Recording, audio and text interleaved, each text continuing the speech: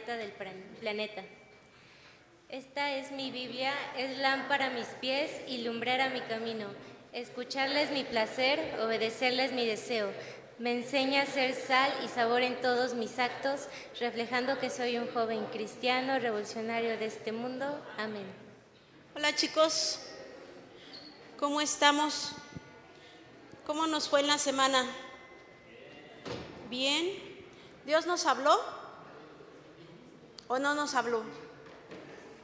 ¿Qué nos dijo esta semana? ¿Quién quiere compartir con nosotros qué nos dijo Dios esta semana? Pero no se amontonen.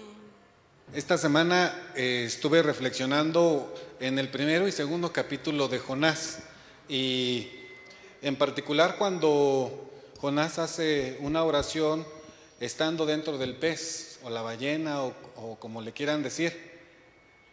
Aprendí que no es necesario esperar en una situación de riesgo para pedirle al Señor en una oración urgente, sino que debemos todos los días ser muy intencionales para buscar su bendición, su guía, y no esperar hasta que ya estemos metidos en la panza de un gran pez para pedirle al Señor que nos ayude. A veces, en mi caso, paso por alto y ya que estoy ya bien quemado, entonces echo mano de ese recurso de la oración urgente, pero aprendí que debo hacerlo con anticipación cada día. Yo estoy leyendo Salmos y en esta semana, justo el viernes, leí Salmos 40 y en específico los versículos del 1 al 4, pues hablan de una esperanza y de que pues David tenía su esperanza puesta en Dios.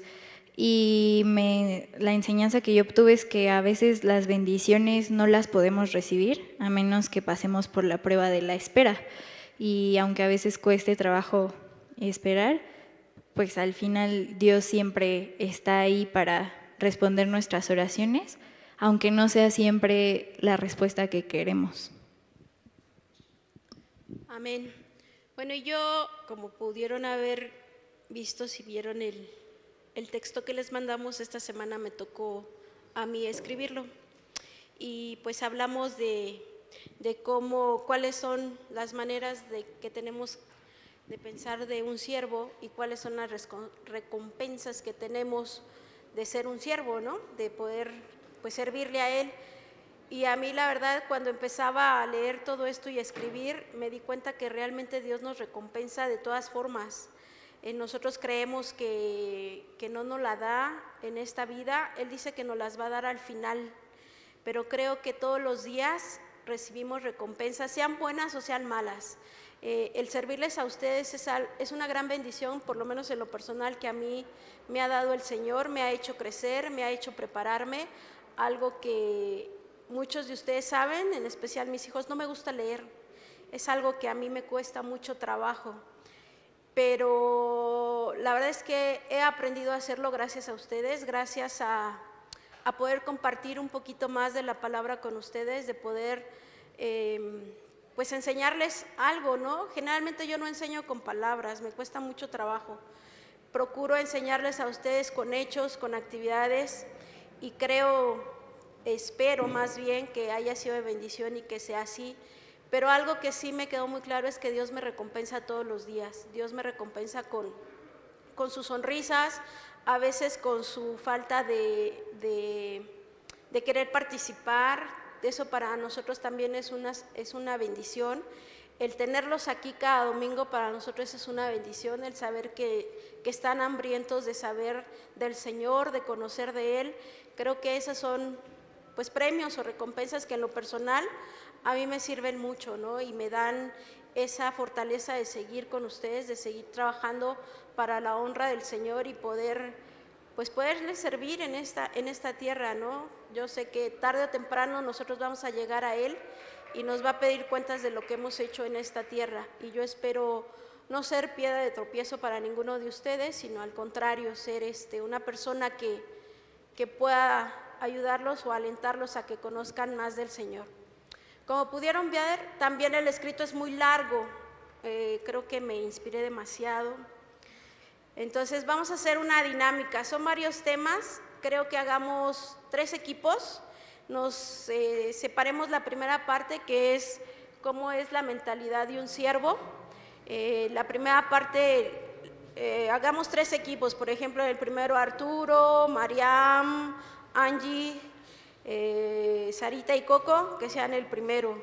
El otro que sea Sam, Quique, Alexis, Sam, Angie, Alicia y Oscar. Y el otro grupo de este lado. Y vamos a repartir los 3 y vamos a comentarlo nada más, léanlo rápidamente y lo que ustedes les haya dejado de enseñanza, pues lo compartimos, ¿no? Pero sí quiero que lo compartamos en voz alta porque pues como ven nos están escuchando y sí quiero saber qué es lo que Dios les dice en esto. Les doy 5 minutos para que se pongan de acuerdo, lo lean rápidamente y ya lo separemos, ¿no? Podemos decir, por ejemplo, una mente renovada es esencial, ese les toca al primer equipo, el pensamiento natural en el mundo de hoy al segundo, y barreras mentales que se oponen a la voz de Dios, el tercero. Dice así, introducción. Para este momento, algunos de ustedes pueden estar pensando, todo esto de servir, dar, renunciar a mis derechos y humillar el yo suena bien por algún tiempo. Se espera que sea así hasta cierto punto, pero no es posible saltar por la borda en un asunto como este. ¿No hay algunas personas que se aprovecharían de los siervos y los convertirían en esclavos? Por supuesto, las hay. Un verdadero líder debe, más bien, buscar conscientemente que la devoción y la adoración del pueblo se vuelvan hacia la cabeza del cuerpo, Jesucristo, el Salvador es el Señor. Luego dice, maneras correctas de pensar de un siervo. Entonces, el primer tema es una mente renovada es esencial. Dejemos de permitir que nos metan apretadamente en el molde del mundo. Dejemos de imitar el sistema de pensamiento que nos rodea, sus métodos de operación, su estilo y sus técnicas. ¿Cómo? Mediante una transformación radical procedente de adentro, mediante un patrón de pensamiento renovado que demuestra la auténtica semejanza con Dios. La vida diferente comienza con un pensamiento diferente. Una vida que se caracterice por el servicio a los demás tiene que comenzar con una mente que está convencida de tal clase de vida. Eso explica por qué la gran porción bíblica que describe la disposición que tuvo Cristo para tomar sobre sí la forma de siervo comienza con las palabras: haya pues en vosotros este sentir, esta mente que hubo también en Cristo Jesús. Eso lo dice Filipenses 2:5. Luego dice, el pensamiento natural en el mundo de hoy. En vez de ir rápidamente de un pasaje bíblico a otro, dediquemos un solo pasaje para digerirlo con cuidado. Uno de los pasajes más útiles que se refieren al tema de la mente es: dicen que soy muy tímido cuando estoy entre ustedes, pero muy valiente cuando estoy lejos.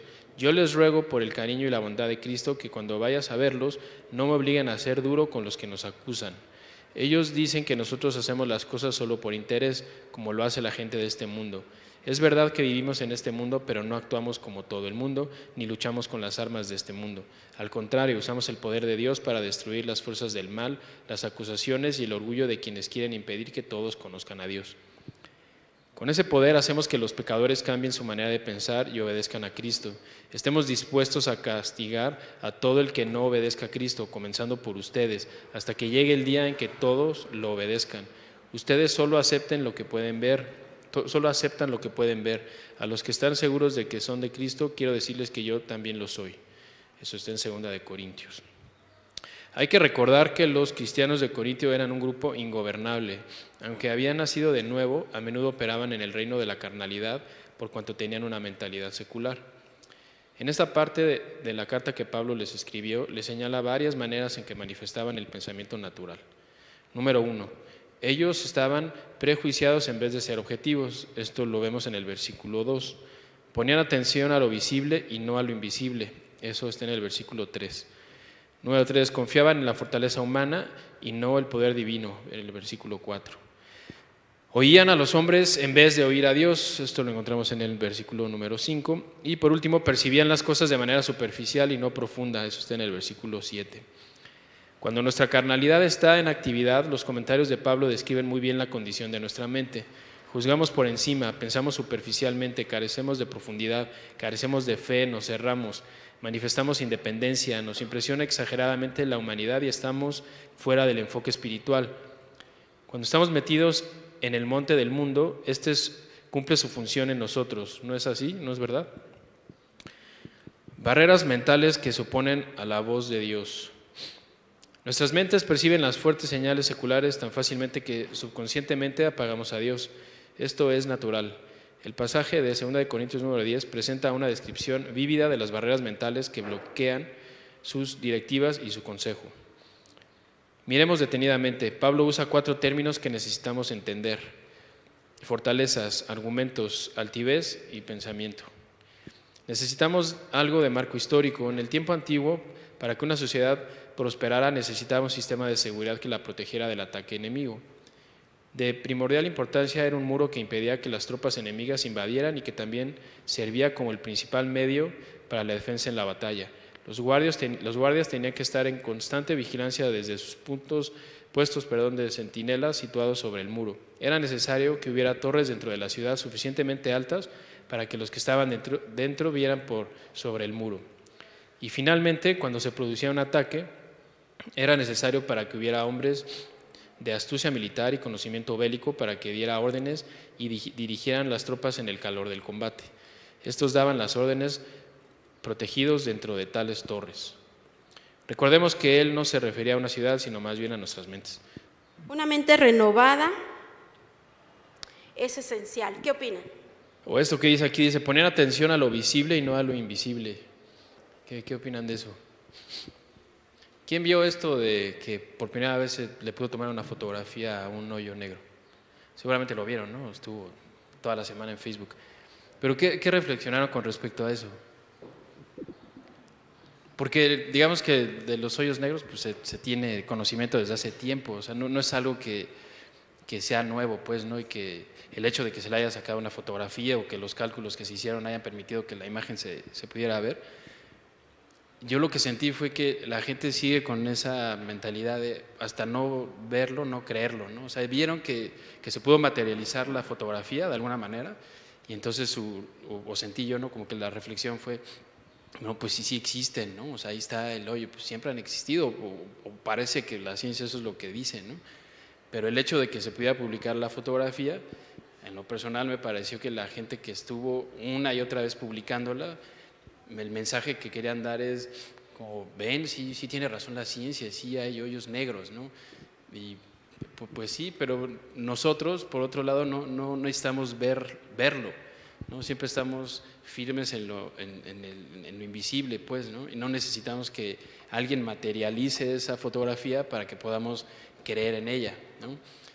Sin embargo, el grueso, digamos, ¿no? del mundo sí necesita como esas cosas, ¿no? De ya se hizo el cálculo, ya se pudo materializar la foto y enhorabuena, ¿no? Me parece que por el ánimo de la ciencia, pues enhorabuena que lo hayan hecho, ¿no? Y de ninguna manera se está demeritando lo que hizo esta chica ni nada, al contrario, ¿no? Qué bueno que lo hizo. Pero al mismo tiempo es, bueno, pues está ahí, pero porque está ahí el hoyo negro ya tenemos que pensar que todo lo que vemos en las películas de los hoyos negros va a pasar, me parece que no, ¿sí? Entonces, lo quise sacar a colación con respecto a eso que decía ahí de Pablo, ¿no? ¿Pero alguien más que quiera participar? El autor del libro muestra por qué el ser humano se deja cautivar por los sistemas de pensamiento que prevalecen en el mundo. Básicamente en el mundo profesional tienes que lograr el éxito, tienes que alcanzar una meta, tienes que lograr que mucha gente te sirva. Tienen que reportar a ti más de 100, 200 personas. Tú tienes que estar hasta arriba, eres el jefe. Y generalmente el mundo en los profesionales, pues se da mucho el vender esas ideas en las empresas, en diferentes formas de poder alcanzar un lugar, una posición. Lo que nos enseña esta parte del estudio es la mente renovada que tiene un siervo, en donde lo que Jesús hizo como ejemplo es servir a los demás.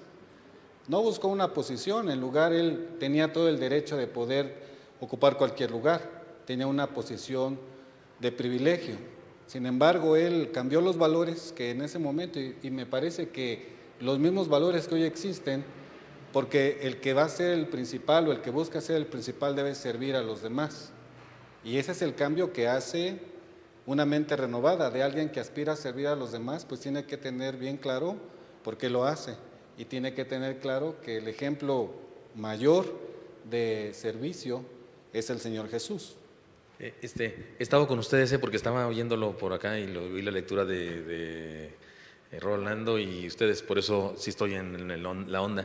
Y a mí lo que me gustaría, más que opinar ahorita, lo que me gustaría hacer una pregunta, que ustedes chavos nos contestaran. ¿Algún ejemplo personal o de otra persona, de un primo o de un amigo, de cómo era la mente no renovada de la mente renovada? Déjenme, les pongo un ejemplo ajeno, si quieren después les cuento míos, pero hay un cantante famoso entre los bautistas, hace mucho. Yo soy de una época cuando la música cristiana no eran tantos, nomás había uno que se apellidaba Bonilla, ¿qué? Manuel Bonilla o algo así, cantaba, era el único. No había todos los que hay ahora, pero había uno, así un tenor era un cantante así bautista, pero tenor, o sea, no cantaba los que cantamos ahora, no cantaba ópera, no como ópera. Y él se encontró un día en el avión, porque sí iba a lugares, iba así contratado para cantar en campañas, y pedía una ofrenda, no pedía salario, pedía una ofrenda, como más o menos es la costumbre entre los evangélicos, pero ahora no, ahora los cantantes piden un salario determinado y bastante alto, por cierto, y cosas así. Y él se encontró a Nelson Ned, ¿se acuerdan de Nelson Ned? Sí, son de esa época, aunque un chaparrito, era cristiano, y comenzó a cantar en la iglesia. O sea, lo descubrieron como cantante porque sí, tenía un vozarrón, tenía un cuerpito, pero era un vozarrón el tipo que tenía. Y lo descubrieron como cantante en la iglesia. O sea, sus primeras canciones, igual que Elvis Presley, sus primeras canciones eran cristianas. Él cantaba en la iglesia. Y se encontró a este otro y se saludaron y oye, qué padre, no sé qué. Y decía el hermano, porque era de mi tierra, de Chihuahua, el cantante, era un tenor que les digo, y decía que cuando se le encontró, que Nelson le dijo, no, pues yo andaba como tú antes, pero no, eso no deja. Eso no paga. O sea, no, pues yo acá en el mundo sí me pagan, sí gano dinero. Entonces yo, insisto, él decía que era cristiano y aún ya después de viejo seguía diciendo, y hasta alguna vez dio su testimonio, algo así. Pero a mí me parece que esa es mente renovada, mente no renovada. El otro tipo, el otro hermano, de verdad no tenía precio, él pedía ofrenda. O sea, lo invitaban a cantar y ¿cuánto cobran? No, pues lo que me quieran dar, una ofrenda. O sea, le pagaban sus gastos, su hospedaje con un hermano, no en hotel, sino con un hermano, y pues le daban una ofrenda que servía para sostener a su familia. Y era sencillo, pues, pero cantaba, me parece que su mente era renovada, servía. Y el otro dijo, no, pues me voy allá porque allá gano más dinero, ¿verdad? Una mente con los mismos valores que el mundo, que tanto tienes, tanto vales, dice el mundo, ¿no? Entonces, es la diferencia. Me gustaría que compartiéramos eso, porque los veo muy serios y he visto que hemos parecido puros adultos ahora, pero ¿qué les parece a ustedes? ¿Nos dan algún ejemplo de cómo pueden ver eso? A lo mejor en ti mismo, tu mente antes de ser renovada y tu mente ahora, o de un primo, de un amigo podría ser. Se refleja al final en actos, ¿no? Más que la pura mentalidad. O sea, no es decir, ya no voy a pensar esto porque me lo prohíben, sino que se da de forma natural. No sé, en mi caso, yo oigo música pesada, ¿no? Obviamente, se ve. Y pues sí, de un rato para acá digo, no, este tipo de bandas, pues como que no. Sigo oyendo música pesada, pero ya distingo entre las que mínimo no están tan peor y las que de plano son incluso mensaje opuesto, porque pululan, ¿no? Pero sí, así de simple, nada más, ya no me interesa, ya no lo hago, ya no actúo y no me ofrecen nada, entonces, pues ahí te ves, mi chavo, no es nada, bueno, sí es radical el cambio, pero no es una imposición ni nada, o sea, se da solita, ajá, no cuesta trabajo, siempre y cuando cedamos, ¿no? Ajá, o sea, si no queremos dejar ciertas actitudes o gustos, no nos los Dios no va a llegar y nada, niño malo, da libertad a que podamos dejarlo si queremos. Él quiere que lo dejemos, pero eso está en nosotros. Y en mi caso, pues ha sido así, ¿no? Es el ejemplo ahorita rápido que viene de mí al caso. Pues algo que me pasó a mí y que creo que pasa mucho, sobre todo en los jóvenes más chicos, que fue justamente cuando yo tenía como 15, 14 años que llegué a la iglesia otra vez, me pasaba que yo venía a la iglesia solamente cuando todo estaba bien en la casa, cuando todo en la escuela iba bien, cuando con mis papás todo iba bien, yo venía a la iglesia, y cuando todo iba mal es cuando más pretextos buscaba para no venir y no quería. Entonces creo que justamente una mente no renovada solo viene cuando todo está bien y todo está chido. Y cuando ya tienes una mente renovada, entiendes que está muy padre venir a la iglesia y estar con Dios cuando todo está bien, pero cuando está peor las cosas es cuando más hay que aferrarse, y creo que es una buena diferencia entre una mente renovada y una no renovada. Yo estaba pensando en una quizá vivencia, no, una vivencia personal, no quizá, cuando era más chiquita, o sea, una niña, como que estaba acostumbrada a hacer yo todas las cosas sola, entonces no sabía cómo pedir ayuda para las cosas, o sea, yo siempre buscaba las maneras para solucionar todo, aunque fuera mal, pero, o sea, cómo hacerlo. Y cuando llegué a la iglesia y empecé a servir, me topé como con este problema, ¿no? De que cuando estás sirviendo no puedes hacerlo sola, o sea, no se puede, no funciona así. Entonces, creo que Dios renovó mi mente y de muchas distintas maneras, en hacerme saber y hacerme notar que, pues no, o sea, dentro de la iglesia y también fuera, todos deberíamos de funcionar como una unidad, porque al final, pues sí, todos somos parte del cuerpo de Cristo, pero cada quien hace algo diferente. Entonces, quizá una mente renovada es, pues el mundo a veces piensa como en yo puedo, en yo lo puedo lograr solo, en no necesito de nadie para conseguir un objetivo, pero con la mente renovada que nos da Cristo es entender que no, ahí es todo lo contrario, ahí no es tú solo, es tú con un grupo de personas no logras tus objetivos, logras lo que Dios quiere para sus vidas en general. Bueno, yo en mi caso no sé, tal vez un cambio radical así no sé si lo haya tenido, porque yo conocí a Dios desde muy pequeñita, como desde los 5 años.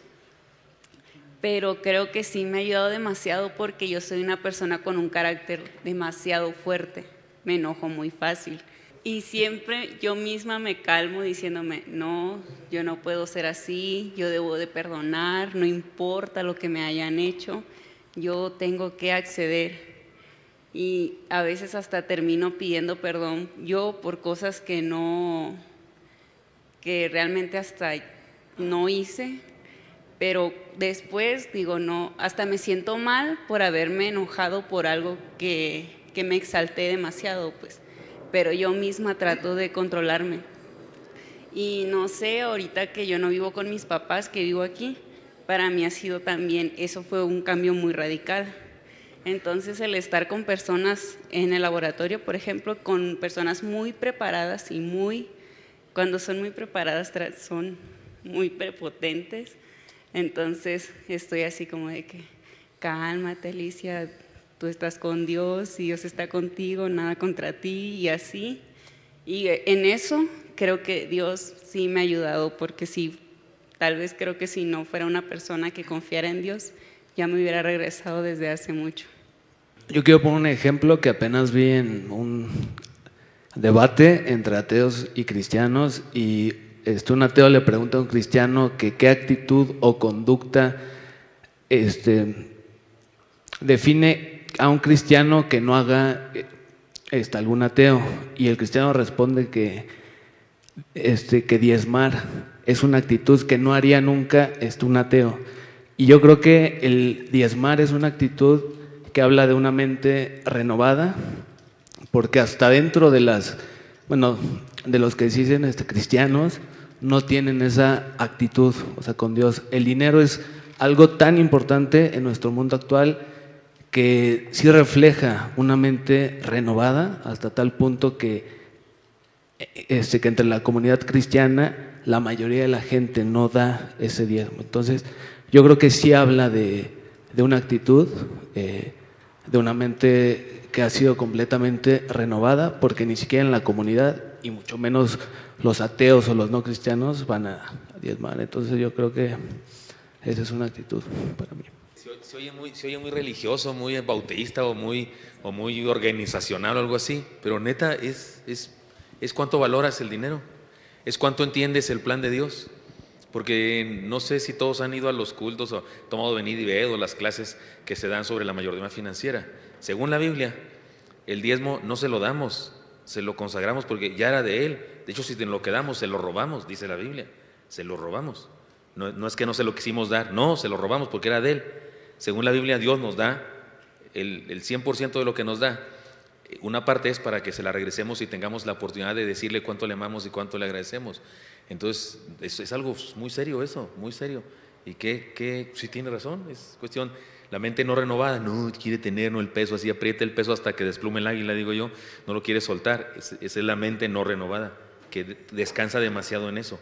La mente renovada sabe que se quede con lo que se quede, Dios lo sostiene, Dios lo sostiene. No solamente es cuestión de dar, no, es cuestión de fe. De hecho, decimos aquí en nuestra iglesia, no, que dar el diezmo, las ofrendas, primicias, limonas, es un acto de fe, porque sabes que Dios te sostiene, es un acto de amor, porque muestras cuánto amas a Dios, y es un acto de adoración, porque te reconoces súbdito de Él es el Rey, y si Él dice, hay que obedecerlo. Entonces, en realidad es un acto de fe, de amor y de adoración, y sí, es solo una mente renovada. De hecho, los inconversos se burlan de nosotros, bueno, de los que diezmamos, porque si tú no diezmas no tienes por qué burlarse de ti, pero se burlan de nosotros. ¿Qué? ¿Das dinero?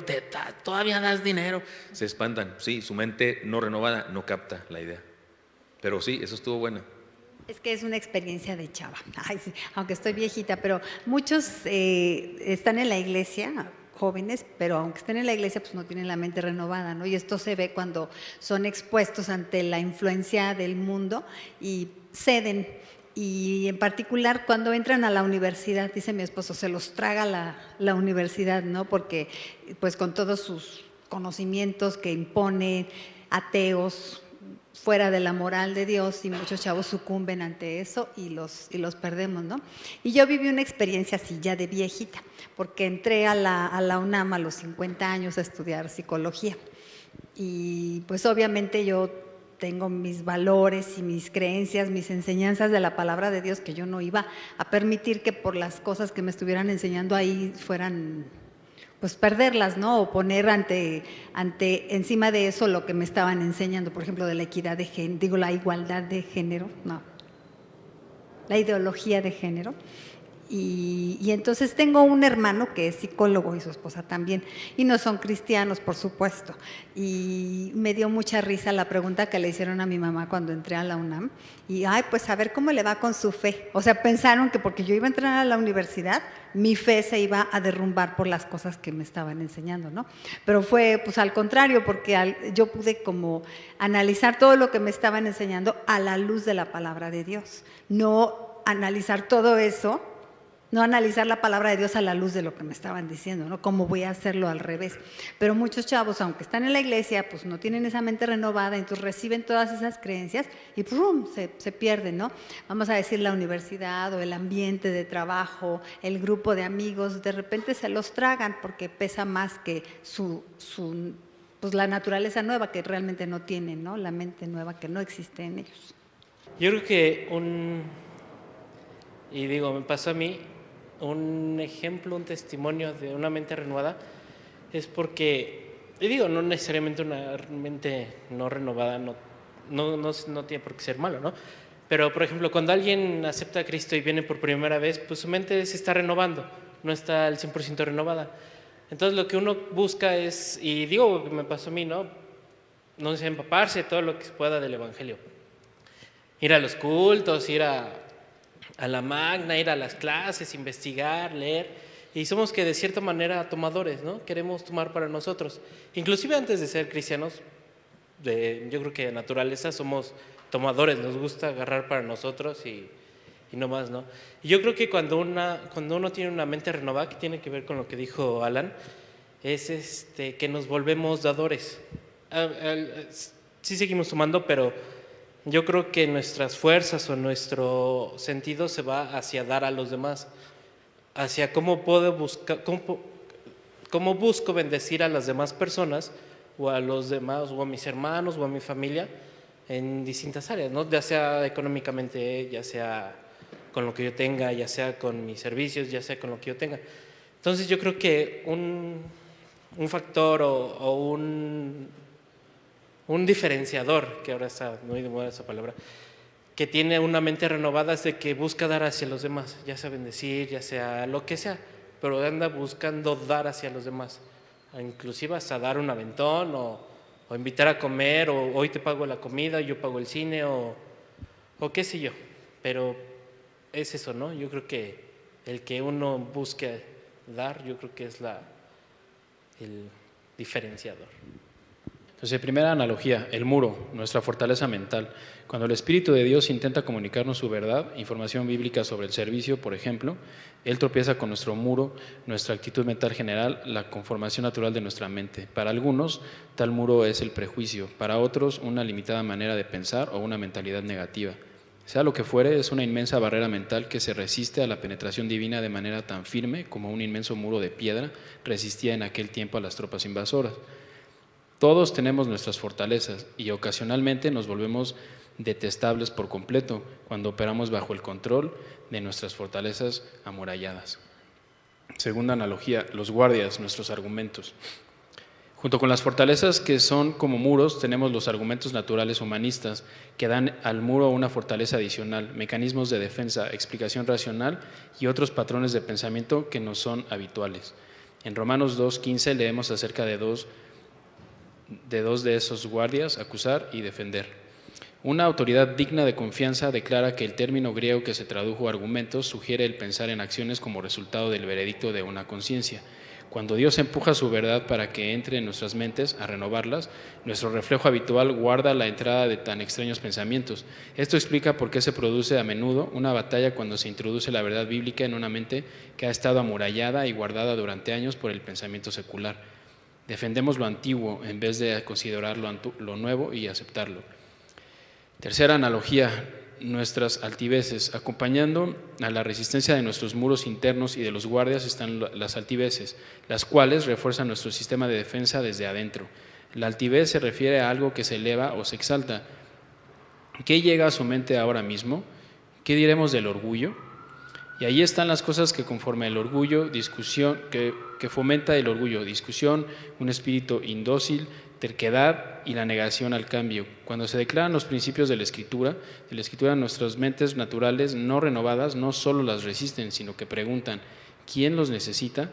O hasta ahora he marchado bien. La altivez se levanta contra el conocimiento de Dios, dice Pablo en 2 de Corintios. Y la cuarta analogía, los hombres de astucia militar, nuestros pensamientos. Junto con los muros mentales de resistencia habitual, los argumentos humanistas que les dan fortaleza y las reacciones de altivez que mantienen alejadas las verdades bíblicas, están los pensamientos reales, las técnicas, los artificios que empleamos para alejar la palabra de Dios y sus impulsos. Por ejemplo, se nos ha formado el hábito de vengarnos, en vez de pasar por alto el mal que se nos hace.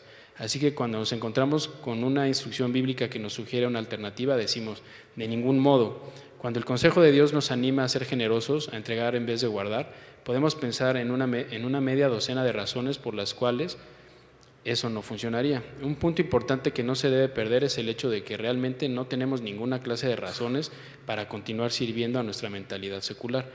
Hemos sido libertados, gloriosamente libertados. Antes de ser salvos no teníamos esperanza. Creo que una ya la contestamos, que era compartir algunas de las ideas con las que los jóvenes se enfrentan en nuestra vida diaria. Pues nos enfrentamos al mundo en sí, ¿no? Pero sí me gustaría que ustedes me contestaran la que sigue. ¿Cómo animarían ustedes a otro joven para que renovara su mente? ¿Cómo lo harían? ¿O qué le dirían a otro joven para renovar su mente? Para que no siga pensando igual. Por ejemplo, a todos aquellos que dicen, yo lo puedo todo, yo no necesito de nadie para salir adelante más que yo solo. ¿Qué le dirían a ese tipo de chicos para decirle, no, pues Dios es el único que puede cambiar tu actitud, ¿no? O nuestra mente. ¿Cómo lo podríamos hacer como jóvenes? Por ejemplo, yo en el trabajo, yo creo que muchos de nosotros, por lo menos en mis tiempos, no tratábamos de enseñar a los jóvenes o a la gente que estaba a nuestro alrededor porque creíamos que nos iban a quitar el puesto, ¿no? Y yo me topo con ello muy seguido. Ahí en la escuela donde yo trabajo hay maestras ya grandes que le digo, hay que enseñarle a los jóvenes porque pues a fin de cuentas nos vamos a ir y quién va a llevar lo que tú llevas. No, este es mi puesto y de aquí nadie me saca. Entonces creo que es una parte de poder enseñarles, y ellas me ven que yo llegan los jóvenes y le digo, a ver, ven, vamos a ver esto, ¿cuál es tu duda? Vamos a resolverlo. Y ven que han aprendido gente y su miedo o su pregunta continua es, ¿no te da miedo que te quiten tu puesto? Creo que eso es algo que todos traemos, no seamos jóvenes o grandes, el que nos vayan a quitar algo nuestro es algo temeroso, pero si confiamos en el Señor y creemos, en mi caso, que yo sé que Él me va a sustituir de cualquier cosa, si yo le enseño a la gente, creo que esa gente va a estar más agradecida que otro tipo de gente, ¿no?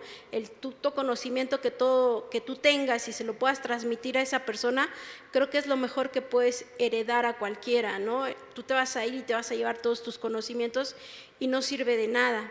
Entonces, simplemente con el hecho de llegar a tu oficina, el orar y el decir, vamos a poner nuestro trabajo del día de hoy en manos del Señor, ya todo se queda así como, a ver, espérate, o sea, ¿qué estás pensando, no? Pues si las cosas no son de Dios, no, pues es que todo el trabajo que hacemos es para el Señor, entonces vamos a ponerlo, y ahora ya se vuelve un hábito, ¿no? El día que yo no llego a ir, porque no voy todos los días, llegan y me dicen las jefes, es que llegaron y oraron, y pues ¿qué les diste? Pero funcionaron muy bien y trabajaron muy bien en el día. Y es a lo que les digo, creo que con hechos podemos enseñarle más a los jóvenes o a la gente que está a nuestro alrededor en el qué hacer, ¿no? No tanto en el qué decir, porque muchas veces decimos palabras muy hermosas, versículos muy padres de la Biblia, pero pues que no llevamos a la práctica, y en vez de ayudarlos a entender, pues les ponemos más dudas en su mente, ¿no? Yo justo pensaba en estas cosas como hace un ratillo y platicaba con un compañero del trabajo que también es cristiano, y justo como que la plática era de cómo se le hace para que tú puedas como transmitirle a otra persona lo que tú sabes y lo que tú piensas, o sea, cómo haces que otra persona entienda pues el porqué, ¿no?, de lo que estás diciendo, o cómo le ayudas a mejorar o así. Y la respuesta que este amigo me dijo, que a mí me hizo mucho ruido y me hizo mucho sentido, fue, es que más que como decirle que está mal y cómo resolverlo, es que tú seas inspiración para esa persona. Entonces, estábamos hablando del liderazgo y pues sí, o sea, al final un verdadero líder, más que darte órdenes y decirte qué hacer, es alguien que te inspira, que solo con su vida te dan ganas de ser como esa persona y lo empiezas a seguir. Entonces, ¿cómo animamos a otro joven? Creo que es a veces complicado, como solo de palabras, decirle a alguien, ay, Joel, pues es que mira, deberías de hacer esto porque es mejor para tu vida. O sea, a veces es complicado como que te hagan caso, pero creo que si tú eres una persona que vive lo que está creyendo, y más como cristianos, si de verdad vivimos apasionadamente lo que Jesús nos enseña, las personas lo notan naturalmente, porque al final no eres tú, es Dios el que se da a conocer y te quiere usar por gracia nada más, porque ni siquiera tú eres tan apto, no eres apto en nada, pero Dios quiere utilizarte, y creo que ahí está la cosa, o sea, de verdad vivir lo que estamos aprendiendo y ser cada día más como Jesús nos está diciendo que seamos. Y eso anima a otros jóvenes a renovar su mente, porque ven en ti lo que se puede lograr y las cosas que Dios puede transformar, pero tú tienes que vivirlo. El viernes precisamente también a mí me pasaba, escuchamos el devocional del Paz en el trabajo, y varias de ellas me decían, terminando el devocional, dice, amo a tu Paz, no lo conozco, pero lo amo como no tienes idea. Le digo, ¿pero por qué lo amas? Dice, sin conocerlo me da evidencia de su vida, me da evidencia de lo que es, de lo que sabe y de cómo trata a sus ovejas. Y con verte a ti ya sé que es una buena persona. Ahí es donde decimos, pues sí, nuestra mente renovada cambia a los que están a nuestro alrededor, ¿no? Porque nos impulsa a ser otras gentes. Bueno, ahorita estaba pensando en la pregunta que hizo sobre el joven que sigue más la idea del humanismo, de que el yo solito puedo, el de no necesito a nadie, solo así. Me quedé pensando cómo sería entonces la forma de acercarte a él. Y siento que es apoyándolo. ¿Por qué? Porque muchas veces con esa idea del humanismo es de que si estás tantito mal o de que ya en algo la regaste o algo, pues entonces también toda la culpa es tuya. Entonces no tienes como ese fortalecimiento de tener a alguien que te apoye, que te ayude, que te consuele. Entonces, si tú apoyas a esa persona y le dices, ¿sabes qué? Es que no es de que tú solito te cargues a ti mismo, como dice el pastor, de que no se puede, sino que empieces tú a ayudarle y a darle entrada de que sepa que no es solamente él, sino que hay alguien más que le puede ayudar, y ese alguien más pues es Dios, que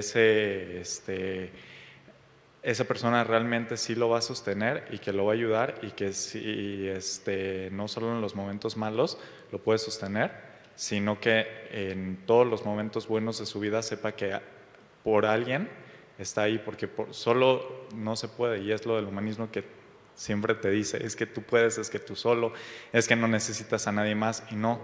Y quizás se tiene que dar un tope o algo así esa persona para que se dé cuenta, y en el momento donde se dé ese golpe de realidad de que digas, wow, o sea, realmente no es por mí, es donde puedes entrar para ayudar. Oiga, el tema anterior era sobre las relaciones, ¿verdad? Sí fue el anterior. Y en este grupo sacamos conclusiones bien padres, bien padres. A mí me gustó mucho cosas que dijeron ustedes de lo que vemos que está mal en las relaciones. Incluso hablamos de los chavos que tienen novia y luego después terminan y al mes ya tienen otra u otro. ¿Se acuerdan de todo eso? Perdonen, les pregunten, nada más, no tienen que decirme cómo fue ni nada, pero ¿alguno de ustedes habló con otro chavo de la iglesia después de eso y le dijo, oye, la estás regando, neta que necesitas cuidarte con eso porque estás mal? ¿Alguno de ustedes habló con eso? ¿Usted sí habló con alguien? Sale. ¿Usted también habló con alguien? Qué bueno, los felicito. No, levantaron la mano para decirme que sí, nada más. Y voy a luchar por creerles, pero sí les creo. Pero ahí les voy. Tengo la impresión que fue difícil, si lo hicieron, que no tengo por qué no creerles, fue una hazaña. Porque tengo la impresión de que no se nos da eso cuando somos jóvenes. Ustedes a veces creen que nosotros los viejos, que toda la vida fuimos así, viejos. No, alguna vez sí fuimos jóvenes, aunque yo sé que se les dificulta creer. Yo fui miembro de la Unión de Jóvenes, me convertí a los 17 años. Lo que más me gustó cuando recién comencé a vivir la vida cristiana era eso, la Unión de Jóvenes. Ahora, la Unión de Jóvenes, cuando estábamos todos así como ustedes ahorita, todos estos, era como, qué chido, ya venimos muchos. Todos los jóvenes, o sea, toda la Unión de Jóvenes, secundarios hasta casados, porque allí era hasta que te cases dejas de ser joven. Había algunos ya más 30, así también, pero éramos más poquitos que Oreb. La verdad es que Oreb es una unión de jóvenes más grande que en muchas iglesias, pero no, estaba difícil eso, o sea, decirle a alguien que sabes que la está regando, pues, no, o sea, no se da, al contrario, como apapacho, mutuo, pero ¿sabes qué? Hay que animarse. Yo te pido, esa vez que hablamos de relaciones, yo les exhorté a ustedes, les dije, díganle por amor de Dios, díganle a ese camarada que la está regando, ¿se acuerdan? ¿Sí vinieron? ¿No vinieron? Yo les pedí eso, díganle eso. Recuerdo a un chavo, íbamos a otra iglesia a cantar y no sé qué, y yo me fui con él porque nos fuimos tarde porque íbamos a llevarnos cosas de instrumentos. Íbamos pasando por un parque y se para en su carro, iban unas muchachas ahí pasando, en un parque allá en Chihuahua que es típico de ir a buscar relaciones, ¿cómo se dice? Fáciles y pasajeras. Y luego abre la ventana a él y me dice, diles algo. Y yo, vamos a cantar a no sé qué iglesia. Sí, pero ¿qué tiene? Un rato. Diles algo. Le dije, pues diles tú si quieres. Y sabes, y sí me atreví a decirle, era hijo de un diácono de la iglesia. En esa iglesia, como casi todas las iglesias bautistas, ser hijo de un diácono es como ser hijo de un siervo aquí en Oreb. Así como es más importante que un diácono en nuestra iglesia. Pero allá los diáconos son los dueños de las iglesias. Y él era un hijo de un diácono. Y yo un recién convertido. De veras, un recién convertido. Y entonces, pues yo creo que Dios me dio fuerza, o a lo mejor ya me estaba preparando para ser pastor, y lo que yo le puedo decir fue esto, nada más le dije, oye, ¿de qué hablas? Le dije, de allá vengo. O sea, ¿tú qué me estás diciendo? De allá vengo, de hacer esto que tú quieres que hagamos. De allá vengo. Y estoy insatisfecho y por eso busqué algo y Dios me encontró, por eso ahora soy cristiano y he encontrado algo más suave. ¿De qué hablas? O sea, ¿cuál es la idea? Tú estás acá en Cristo y quieres ir para allá. Yo ya vengo, porque no me gustó y estoy en este lado. Atrévete a decirle de vez en cuando a alguien. Es más, no sé, hagan un pacto ahí en su WhatsApp, que no estemos nosotros, por supuesto, córtenos gacho, como nos cortan a veces. Es asunto de ustedes, pero les pido por el amor de Dios, atrévete a decirle a ese chavo que la anda regando, a esa chava que la anda regando, atrévete a decirle. La Biblia dice que el que haga que el pecador abandone su camino cubrirá multitud de pecados. Eso significa algo muy grande que no voy a explicar aquí porque está difícil, pero significa algo muy importante. Atrévete a decirle a alguien, oye, ¿y si te consagras de veras? O cuando alguien viene y te dice, no, es que me está pasando esto que no sé qué, atrévete a decirle, pues ya cambia, ¿no? A lo mejor es resultado de tu pecado. ¿Por qué no le echas ganas y ahora cambias? ¿Por qué? Porque en nuestra iglesia sigue habiendo chavos que le tiran a todo lo que se mueve. Si es escoba con falda, le tiran con todo. Y chavas también que le tiran a todo lo que se mueve. Valdría la pena, insisto, lo dije en aquella ocasión, que se lo diga yo, que lo exhorte yo. Soy un viejo, soy el pastor, ¿qué quieres? No sé de la juventud, no lo comprendo y no sé qué, o no la comprendo, me va a decir, pero que se lo diga a alguien de su edad. No, hombre, eso es una cachetada ranchera así grueso que se le va hasta los tuétanos de la conciencia. O sea, no te imaginas lo bien que harás que tú, joven, le digas a otro joven eso. Oye, ¿qué te pasa? Sería bueno que cambiaras. Como Mafalda, ¿se acuerdan de Mafalda? ¿Sí veían Mafalda? Cuando dijo, ¿cómo la ven? ¿Cómo dice? ¿Cómo la ven? ¿Cómo la ven si damos el mejorazo? ¿No se acuerdan de ese puertito? Está padrísimo. ¿Cómo la ven si damos el mejorazo? Cuando estés con cuates y estén, no sé, diciendo cosas absurdas o cosas obscenas o manejando cosas que son mundanas, que no son propias de un cristiano. Alguien levántese y diga, ¿cómo la ven si damos el mejorazo? Es triste, que aún entre cristianos, cuando uno se levanta y quiere ser más cristiano y espiritual, los demás lo vean feo. Que pase eso en el mundo, pues, es lo normal. Que en el mundo te critiquen porque quieres orar, es lo normal. Pero que en una reunión de jóvenes uno se ponga las pilas y diga, oigan, ¿y si mejor hacemos de otra manera? Eso está gacho. No hace mucho un grupo de jóvenes de nuestra iglesia se emborracharon en una casa. Fueron dizque a una piñamada y salieron todos borrachos. Y se dieron cuenta los papás porque una de las chavas ya le andaba y tuvo que ir al médico y no sé qué. Y uno de los participantes me decía, y es lo que más tristeza me daba, me decía, yo sabía que estamos haciendo mal. Yo desde un principio dije, estamos haciendo mal. Cuando alguien se recurrió, vamos a comprar lo que se tomaron, yo pensé, no debemos ir. Pero dice, pues no me atreví a decirlo. Fíjate nomás, ahí estuvo la clave. Si él sepa, oye, espérense, ¿por qué vamos a hacer eso? Si somos cristianos, ¿qué no? ¿Por qué no oramos mejor? La Coca-Cola hace más daño, pero no da mal testimonio. ¿Qué importa? Algo que dijera, pero esa persona me decía, yo sabía que estamos haciendo mal, fui consciente que estamos haciendo mal, pude haber detenido todo y no lo hice y llegó hasta es más, en este momento con tristeza lo digo, creo que ninguna de esas personitas viene ya a la iglesia por diferentes razones. Fue algo terrible para las familias y algunos no les dieron permiso ya y no sé qué. Atrévete, por favor, discúlpenme que tomé más tiempo, pero es mi exhortación de pastor. Atrévete a hacer eso que la hermana está preguntando, ¿cómo se le hace? A lo mejor nadie dice cómo se le hace porque no se nos da hacerlo. Pues atrévete y que sí nos salga y que sí lo hagamos. Antes de que sigamos para terminar. Y yo creo que también es importante ser conscientes que no va a salir bien el 100% de las veces decir las cosas, porque al menos en experiencia personal, no sé, a mí a veces me dicen como que soy súper regañona y que de todo digo. Claro que sí, tú me lo has dicho, Rolando. También. Tú sí.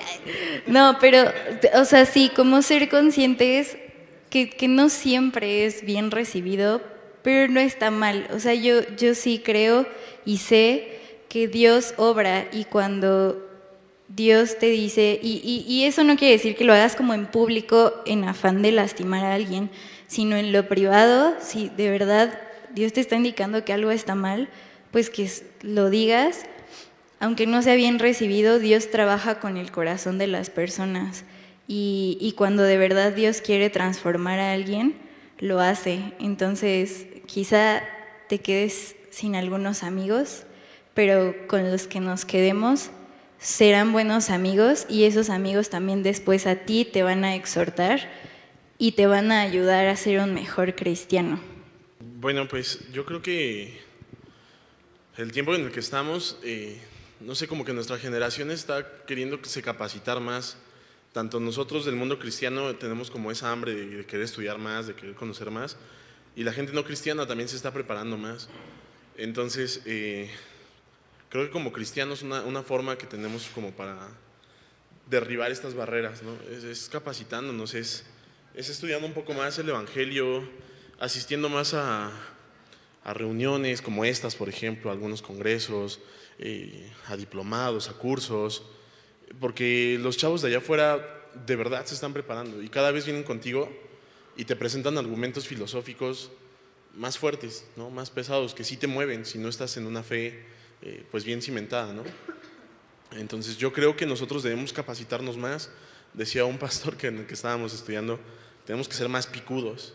Y sí, a veces como cristianos simplemente creemos que nuestra capacitación es venir a las clases, que no está mal, o sea, está padrísimo, pero sí debemos buscar capacitarnos más siempre, porque la gente de allá afuera se está preparando mucho.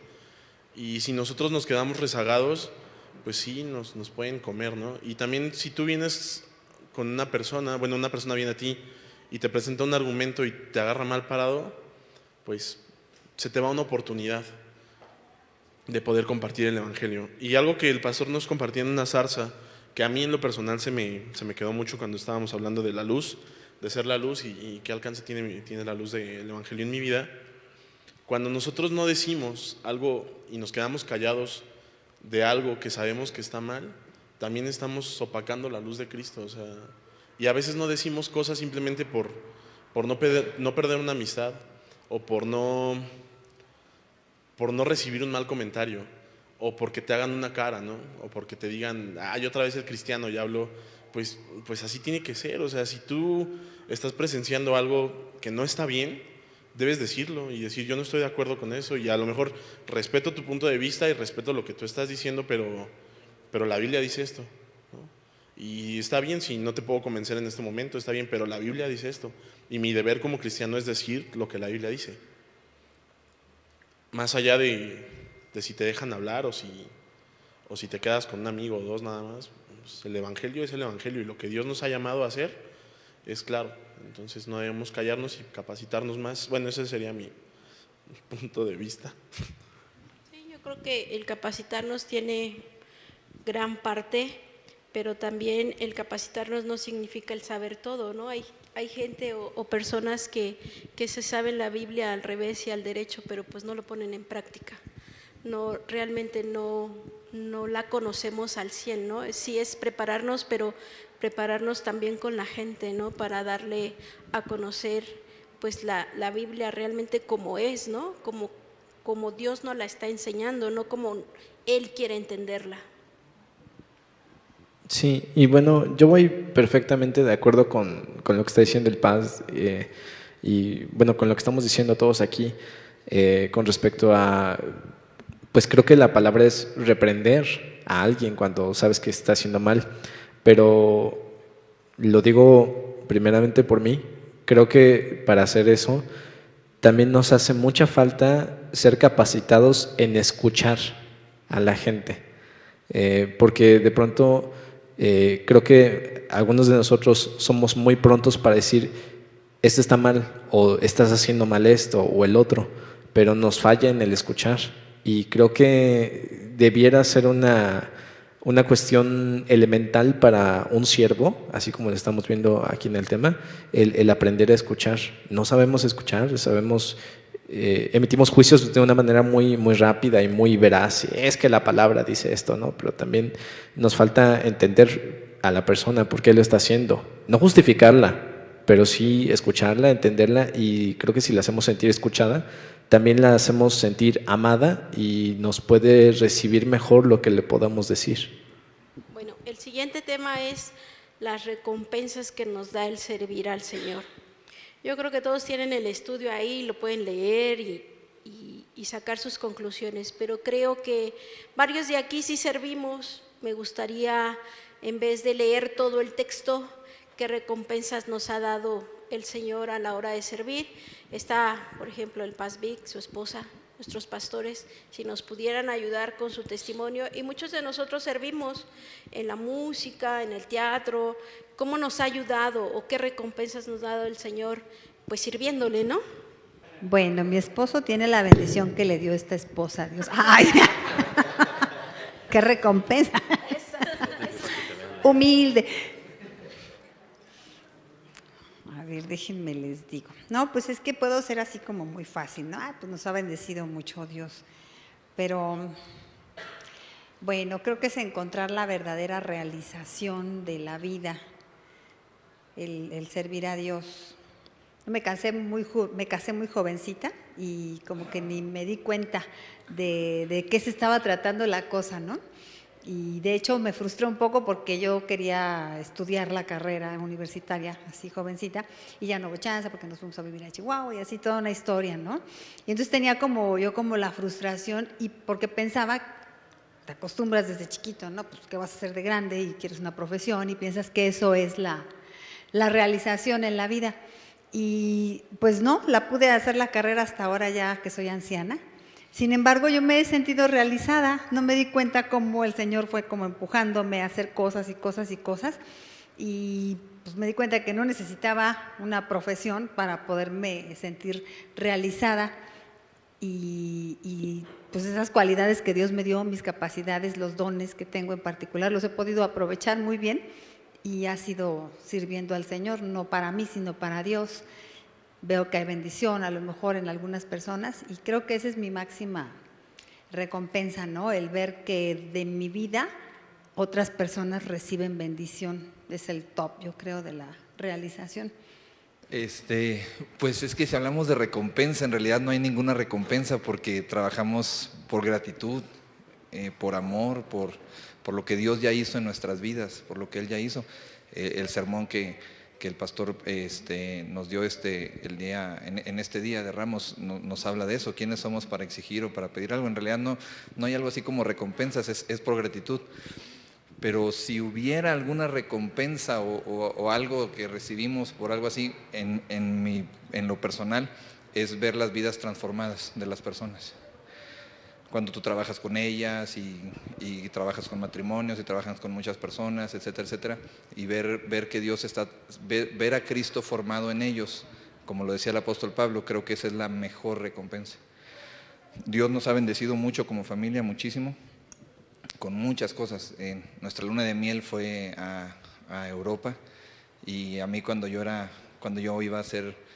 dije que iba a ser pastor y tenía una carrera pues eminente en las relaciones industriales y todo eso, una persona dijo que me iba a morir de hambre y que no sé qué, y que esto y que el otro. Creo que él tenía miedo que yo fuera pastor porque yo andaba con su hija, y creo que ese era el problema, ¿verdad? Que decía que a lo mejor no tenía nada, pero Dios nos mandó a Europa y de luna de miel y cosas así, y fue Dios en realidad, pero todo eso es nada, o sea, en realidad eso es basura, como dice el apóstol Pablo. Dice Facundo Cabral que llegamos sin nada a este mundo, desnudos, así que hasta la ropa que traemos es de gracia, ¿no? Es gratis. Así es que en realidad no hay tal cosa como una recompensa. Lo que sí yo podría ver, lo mejor del ministerio es el hecho de ver vidas transformadas. Mi hijo el domingo pasado, no sino el anterior, tomó la decisión de bautizarse. Y este domingo que entra vamos a ir a Tlayacapan a tener bautismos vamos a tener un campamento como iglesia y se va a bautizar él. Creo que eso entra dentro de esto, el hecho de ver vidas transformadas, el hecho de ver a mi hijo creyendo en Jesucristo, tomando una decisión por servir al Señor. Es más, yo casi lo estoy desanimando a que no se bautice porque estoy platicando mucho con él y esto y el otro, y como que... Pero él está bien firme en lo que cree y en lo que quiere hacer y en la decisión que quiere tomar. Si alguna recompensa tenemos, es esa, de alguna manera. Todo lo demás, pues no, porque servimos por gracia. Es más, el mismo servir ya es recompensa, o sea, ya es ganancia. Porque ¿quién soy yo para servir? ¿No? De lo vil y despreciable escogió Dios. No, ya el simple hecho de que Dios me ponga a servir ya es ganancia para mí. Yo podría comentar eso. Bueno, pues yo siempre he pensado que Dios tiene mucha misericordia para con nosotros, porque como dice su palabra, pues de lo vil y despreciable escogió, y pues no es por ponerse así de víctima ni nada, pero pues Dios sí nos tiene mucha misericordia, nos da nuevas oportunidades cada día, y yo siempre he pensado que a pesar de mí, Dios me sigue amando. Entonces, pues yo creo que, como dijo mi esposo ahorita al final, pues la recompensa es que Él nos siga usando, que aún a pesar, y eso es un consejo del Paz que me dio una vez, que me dijo que pues aunque yo a lo mejor me sintiera todavía pues con muchas pues situaciones en mi vida o cosas que quiero cambiar, de todas maneras así Dios me usa. Entonces, pues que viera que eso pues es la misericordia de Dios en nuestra vida, y creo que pues como matrimonio muchas veces llega mucha gente así a pues a pedirnos consejo o en lo personal a mí me buscan también y yo a veces me siento como, como indigna, ¿no? Pero creo que ahí es donde Dios se perfecciona en nuestra debilidad y pues donde uno debe de pues ser humilde y decir, sí, Señor, pues aunque yo todavía tengo muchas cosas que cambiar, muchas cosas que modificar, pues Él nos sigue usando y pues tomar eso, ¿no? No decir, no puedo porque soy indigno, o soy esto, o soy lo otro, sino decir, no, sí puedo porque Dios en mí puede hacerlo. Sí, digo, pues de que Él nos usa, ¿no? Y que pues es esa su misericordia para con nosotros, que a pesar de nosotros mismos, pues Él nos sigue confiando pues a su rebaño en el caso de nosotros como pastores.